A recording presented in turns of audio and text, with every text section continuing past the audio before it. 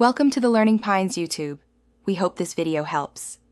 You start by confirming the exact VirtualBox version and whether your host is 32 or 64-bit. This matters for drivers and kernel modules.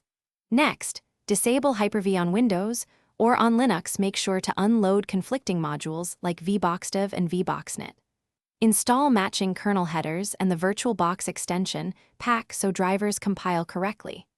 Once done, reboot the host to let the kernel pick up changes, and then relaunch VirtualBox to observe whether the initial error persists.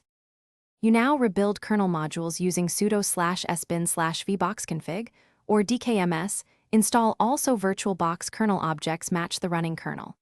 Then open the VM log and search for var or e-fail entries. They reveal whether storage, networking, or virtualization is failing. Make targeted VM changes.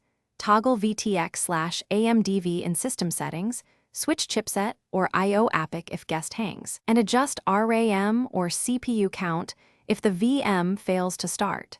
You finish by validating whether the problem is host level or VM specific. Try a clean new VM or import a known good OVA. If the error appeared after updates, roll back the host kernel or VirtualBox version to the previous known working release. Make sure BIOS or UEFI virtualization flags are enabled and apply any pending firmware updates. If things still fail, collect vbox, log and kernel dmesc output, and then reset network adapters and shared folders. One key troubleshooting tip is to re-enable firmware virtualization after any firmware change.